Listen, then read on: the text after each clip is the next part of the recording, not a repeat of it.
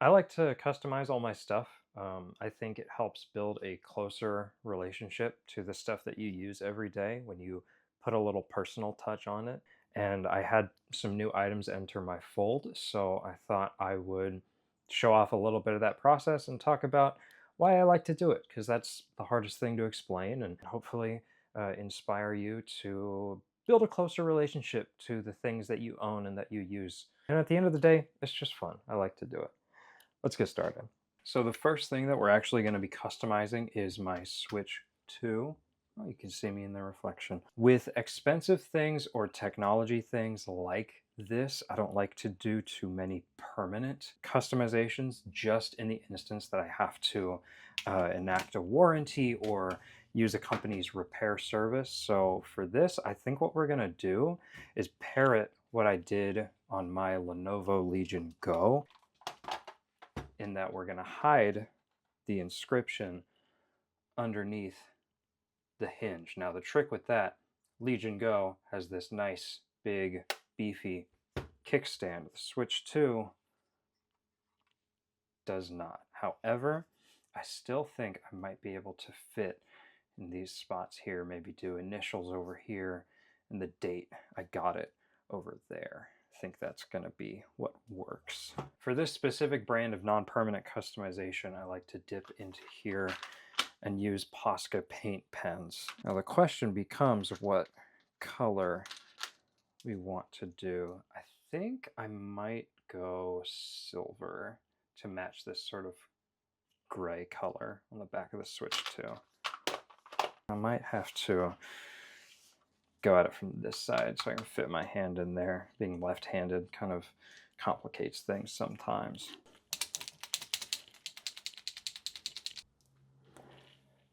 Beautiful. And then on the other side, this one's gonna get tricky to fit it into that space. Since this was a Christmas gift this most previous year, I might just have to go Xmas 25 instead of a full month, day, year situation. Oh, we're slanting.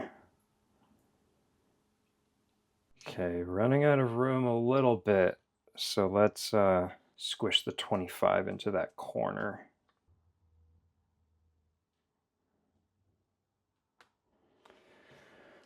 All right. By no means the most elegant job of mine, but I accomplished everything I needed to. My indicator, the date that I got it, and the year. And after that dries, it should go undamaged, safely protected beneath the hinge for a long time coming. The next new item that I acquired that we're going to be working on is this Klein Tools utility knife. Now, my old utility knife, there's absolutely nothing wrong with it, but I wanted something a little bigger, a little heftier, and this one has a screwdriver. For this, I'm going to be doing what I do the most out of all of these little customization methods. That's going to be engraving. Engraving, in my opinion, is kind of the best because it's permanent and easy. I bought this $8 engraver from Harbor Freight, and you just push it hard enough and scratch into whatever you're scratching into. It just gives everything a hand-touched feel to it, like Andy writing his name on the bottom of Woody's boot. All right, so like I said, we're gonna be mirroring what we did over here on this guy with the engraver, and then I'm also going to be bringing the wood burner into the mix to do something on this handle, because this soft touch sort of tool plastic is engraved really well by the wood burner. One of the first ones I did was on my electric screwdriver. These were the company's logos, but peeled them, and once you fill it in with those Posca paint markers, it just looks really nice. And I really like what it looks and how it feels to have my name on my things. This little engraver from Harbor Freight has gotten a lot of work on my knife here. I did my boss's knife and his pen, and then even on my level, just a little initial right there. I'm probably due for an upgrade, but as long as it still works, see no reason to spend that money. And the nice thing with this wood burner is you can go from something larger like the screwdriver to getting some really fine detail like on this pocket screwdriver. The important thing is to make sure you have proper fumigation. Don't breathe in too much burning plastic or you'll die probably.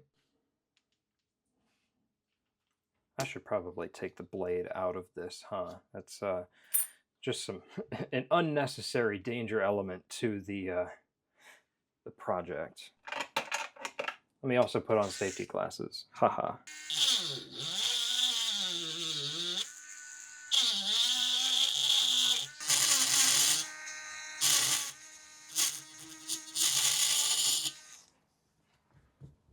Not bad. The thing with using a lower power engraver is you have to really go over it quite a few times to get something to bite. But whenever the metal is painted like this, it just kind of scrapes the paint away and is part of what makes it look so good on stuff like this. All right, not too shabby. That G could have been a little better, but curved lines are a little bit of a hassle. And I think I'm actually going to leave... No, I should put the date on just for... No, I'm going to leave the date off. I think I like how clean and minimal the GR is right there. And realistically, I won't need to replace this for a long, long time. As far as on the handle, I think if I'm holding it like this, my fingers are going to touch that part. So I might try a little GR in that smooth section there. I think to make this a little easier on myself, I'm going to go ahead and take off the belt clip. In the meantime, I should really let the wood burner warm up. And I find this long, skinny one to kind of be my key to the kingdom as far as the wood burning goes. Now that she's plugged in, let's get you open. It's got tiny little Torx screws. Let's see what we can do about that. Let's try TR6.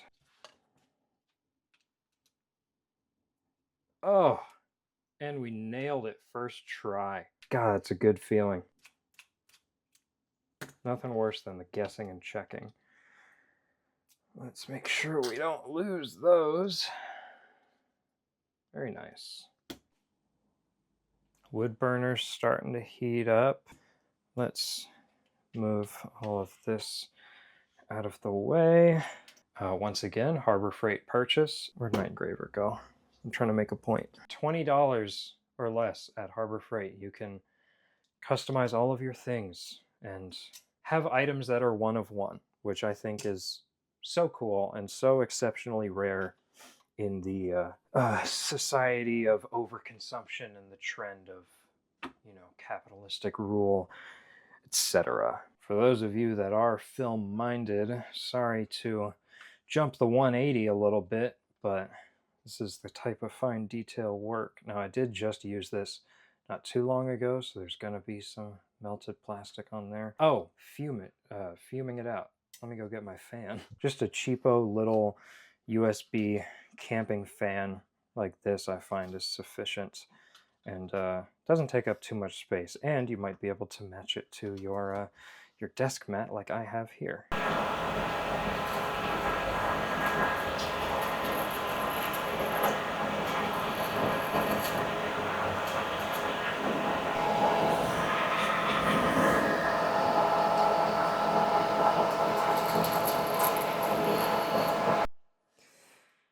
Woof, not my finest work. You know what, given the tight space and the fact that there's a camera right in front of me, certainly could have done a whole lot worse. Maybe filling some paint in there and then deburring the edges will help it out a little bit. Let's see what that looks like. I think we'll just put some black in there. There's already an overwhelming orange, black, and white design language of the blade. Figure why disrupt that. I was going to do blue, do a little orange and blue, teal, and orange moment, but as I said earlier, my blue paint pen kind of exploded. Yeah, usually the paint job can only be as good as the engraving job, and as I said, my work here was far from ideal with how often I handle this blade.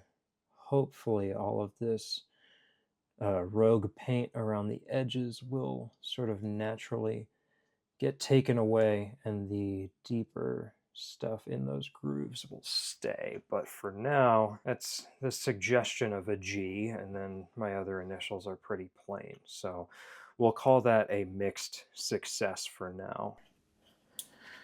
And let's grab the other one.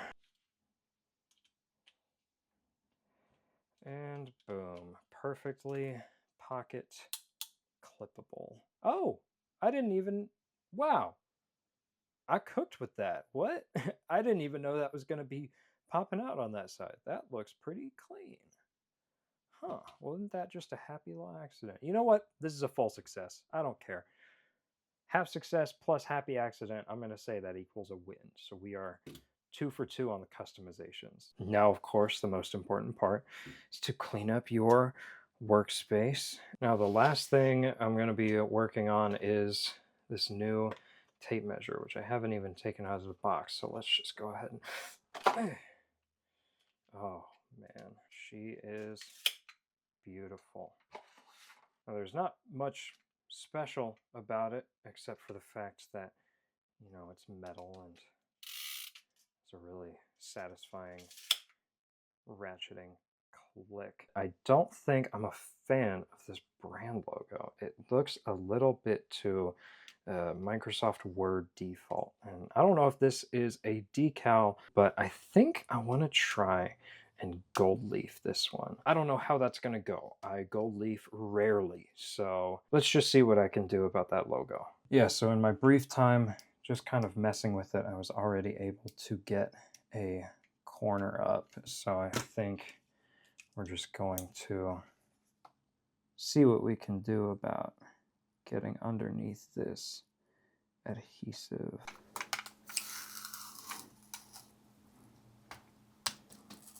This one is giving me far more trouble, but not trouble enough. Now, I don't know if I'm intended to peel that up, because on the one hand, it looks a lot cleaner without the stuff on it, but then on the other hand, it was kind of hard to get up, but it looks like everything else is still adhesive, so I think I might just try giving it a scrape with the old putty knife. Oh, that's peeling a lot more than I bargained for. Okay, so the logos and stuff definitely peels off, but I'll show you here what I just did to it. Where I caught a bit of it on there, it's actually peeled up this silver top plastic layer, I suppose.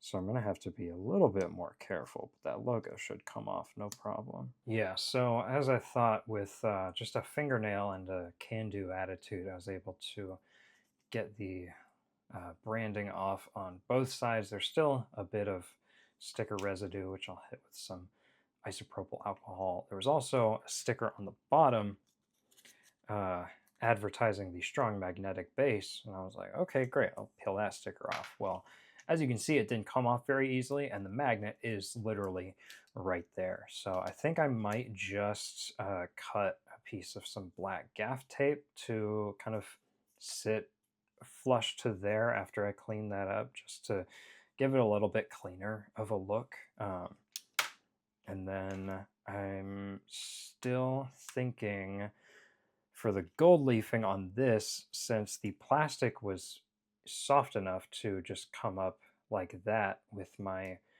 scraper, I might just use the engraver to shave plastic away and then do the adhesive gold leaf paper, so that when the gold leaf paper comes up, it'll just stay in those grooves. And I think I'm just going to do it on the one side that I didn't mess up. Bottom first, clean it, go from there. I think we have a plan of action.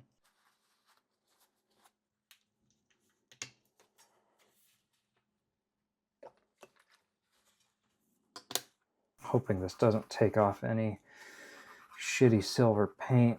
Oh man, I love isopropyl alcohol. The smell, take it or leave it, but it just works. I think I might actually cut another piece of gaff tape for that spot too, and then I could handwrite all of the info, like the 25 feet stuff like that. All the stuff that's going to be finer detail than the gold leafing on that side. Let's see what we can do to this underside first. Yeah, you know, I'm satisfied with that level of peelage. The whole thing a good little wiping. Very nice. Clean, free of branding, because frankly, I don't owe any company anything. I will not be a billboard. Unless you want to pay me, then I will be your billboard. Excellent. And gaff tape just has such a excellent feel to it. Just the slightly gritty, soft touch. And we'll go ahead and trim. Let's go ahead and employ the new hotness. Hey, you know what? Whether it's 5% better or 50% better, improvement is improvement. Let's go ahead and do that for the damaged side as well. And then let's try and take a good amount off before it goes on there. And then we should be in good shape to just follow that groove. And as soon as I start rolling the camera is when Daisy decides she has something to say. Daisy, you having fun? You having fun, honey? Okay, I think I found a rough enough outline that I should be able to cut it out. With how sharp this blade is as well, should be fairly simple and fairly non-destructive, which is what we're looking for. That last cut got a little shifty. You know, our geometry's... I almost just cut myself. Geometry is not quite the cleanest. I think I'm going to try to just improve this corner and this side here. At least make it look a little bit more uniform. Sure, that works for me. Oh my goodness. I'm not mad at that.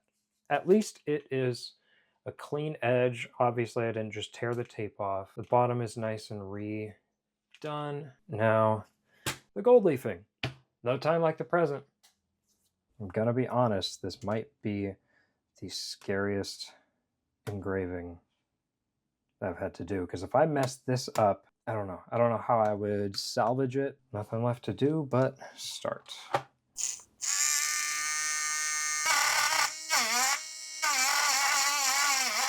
You can tell how hard I'm trying to focus because I am saying nothing. Okay, obviously the letters comprised mainly of straight lines, but far better than that G, which I think I'll hammer away at a little bit. But I'm having the old happy birthday sign dilemma where I didn't space out these letters beforehand, and as such, probably not going to fit the whole last name. So I think we go first name, last initial, call that a day. Before anybody wants to get in the comments and tell me about engraver technique or what I'm doing wrong, buy me a better engraver and then we'll talk, because this thing is a children's toy. A very useful one, as that's done very well for me, but, you know, a children's toy. I definitely think that R far exceeds the other one. All right, I think that is a decent amount of material removed. Now for the leafing part. Here. This is the adhesive that came with the gold leaf, and who am I to stray from instruction? Get it off. Hey, there we go. Oh yeah. Apply on a clean, dry surface. I mean, that's clean enough. Let me just make sure that this works. Oh yeah. Oh, it sure does. Wow, that is far more than I thought was going to come out of there. I also forgot that it was white. I think it's Oh, and it's dripping. Oh, fantastic. Okay, anyways, oh shit. Let me just get a little drip tray situation over here. I barely squeezed it, dude. Come on. All right. I think we might be able to just kind of paint it in there, dab away excess. Saying that in a panic as the glue kind of just started coming out and didn't really stop and is continuing to do so, because it's supposed to go on more transparent. So let's see if we could get like a clean wipe. Okay, I just got a lot on my hand. I mean, it looks like there's a little thin layer of glue in there, so I think that we just go for it. Yeah, you can see the outline of the letters coming through, so that must mean that you could barely see that. That must mean that we got a decent little glue presence in there. For those of you that were uproariously screaming about the gold leaf paper being on the wrong way, let me save you the trouble. Yeah, I feel like an idiot. I haven't gold leafed in a long time, and I just kind of felt an off way about it, so I Googled it, and yeah, gold side's supposed to go down. But I went ahead and just did a second round through, and I wanted to see how it all came out. So, moment of truth.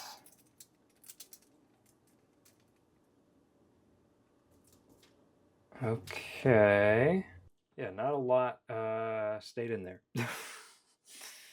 I mean, it looks like it was, taken out of the paper, but oh well. I mean, there is still a bit of gold in there, and from afar it at least looks like it's a different color from the rest of it. So, I think this in combination with the little magnet symbol and that label there, I think I'm going to call the tape measure as a whole half success. All things said and done, I would call today a success. We had 3 different forms of customization to 3 different levels of success. No surprise, the easiest one was the one that went the best, and the hardest one is the one that couldn't quite land the plane on. But regardless, I'm happy with the product, and furthermore, I'm happy just to talk about the process of customizing and just show a little bit of some creative thinking in real time. Try to show what I like about this stuff when it's hard to explain it in words. So hopefully you enjoyed it and you will be along for the next one. So thank you very much for your time, and I'll see you soon.